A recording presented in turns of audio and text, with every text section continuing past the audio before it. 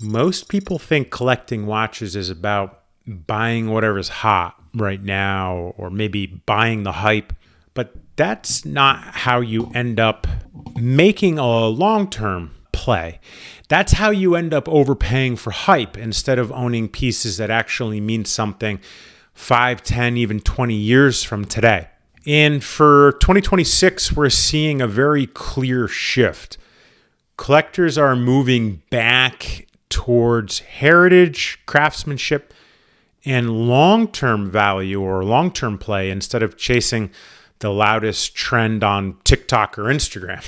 So today, let's break down my top 5 watches worth collecting in 2026. The pieces serious collectors, investors, and seasoned watch guys are still really hunting for. And if you're looking to upgrade or hunt any of these, we've got a bunch of listings on our store. Show notes are in the link below. Now, let's start with the one that never leaves the list. Rolex Submariner 126610LN. All right, let's talk about it. If you want a bullseye definition of a forever watch, this is it. The Submariner refines its modern peak, or the Sub has refined its modern peak. It's not flashy. It's not too safe. It's undeniably Rolex. It's the kind of watch that works whether we're wearing a suit or just grabbing coffee after the gym. Market-wise, this thing is consistently really the safest when the rest of the watch world gets shaky. You know, pre-owned, you're looking around 14, 15 grand. Brand new, 16 grand on, remember we're talking the secondary market here. But, 14 to 16 depending on age and condition. That's exactly why collectors love it. The money's safe. When you buy this reference, you're not just buying steel and ceramic. You're buying Rolex's strong identity piece. And in 2026, the Sub is still a piece everyone trusts. Number 2, the Rolex Submariner Smurf 116619LB. Now, let's talk about the Smurf. It kind of flew under the radar for 10 years, 15 years. One of the few modern subs that instantly became a cult classic. It's white gold, sunburst blue dial, and enough wrist presence to turn a quiet room just by lifting your glasses. White gold, sunburst blue dial, and a lot of wrist presence, but still quiet because you don't really know it's white gold unless you know the watch. It looks like steel. Rolex discontinued it, which is exactly why collectors are now circling back on it. And you can't ignore the precious metal, the Submariner with this level of charisma. The market on these is pretty crazy. I mean, you're looking low 40s to high 40s depending on condition because the price of gold has gone up so significantly. And for a discontinued white gold piece with this level of recognition, that number has room to grow. This is the Submariner for collectors who aren't chasing hype. They're collecting legacy. If you know, you know. Now, something I'll tell you which is not confirmed, but I have seen some potential production numbers of the Smurf, which are very low, very, very low, in the thousands, below 10,000. In contrast, 250,000 Hulks have been produced. So I have a feeling the supply and demand on this is going to continue to increase. Number 3, the Audemars Piguet Royal Oak Jumbo Thin 16202 ST. Every collector asks an AP boutique for this and eventually reaches the point where they just want a Royal Oak, but not just any Royal Oak, the right Royal Oak. And the 16202 ST is exactly that. The 39 millimeter is just superb. This AP going back to its roots, which a watch that honors the original 1972 Genta design without trying too hard to reinvent it. This sharp elegant and mechanically beautiful watch. It's one of the hardest steel sport watches to acquire at retail, even more so than a Daytona, which is why the secondary market has it sitting in the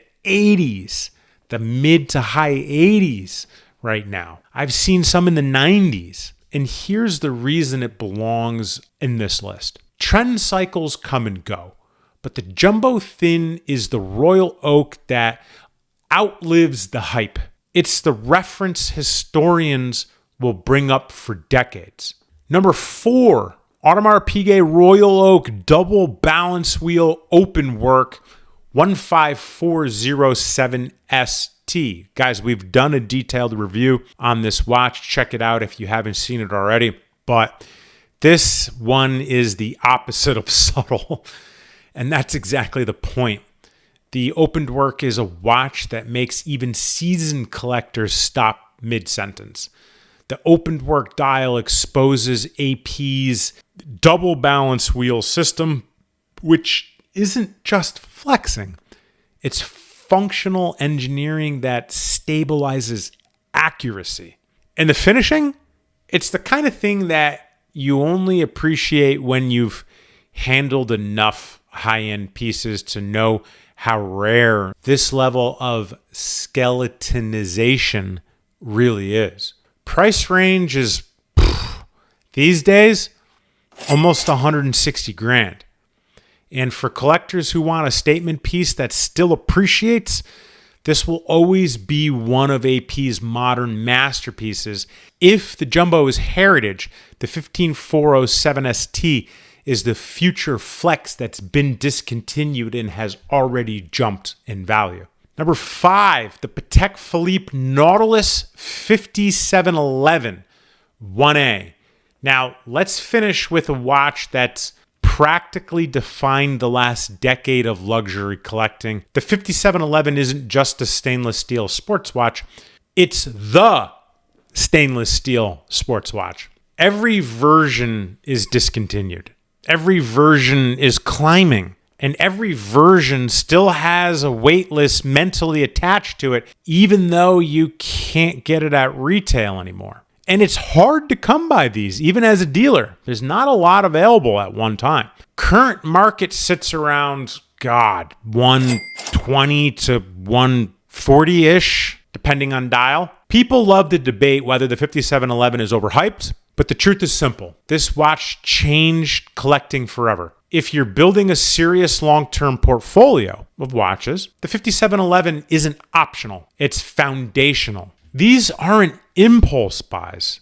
These are for collectors who think long-term upside. People who understand proactiveness, production cycles, and why discontinued icons equal future value. And for the first time, luxury buyers with the right mindset, owning even one of these pieces can become the cornerstone of a lifelong collection. If you're building a lineup that will still matter in 10 years, these 5 pieces are the safest, maybe smartest, and most proven plays going into 2026. If any of these are on your radar, check out our store in the show notes below. Everything is authenticated. We have a very thorough process going through these watches. And if you ever wanted us to source one of these for you, it would also go through it. If you enjoyed videos like this, make sure you subscribe, hit the like button, and follow along.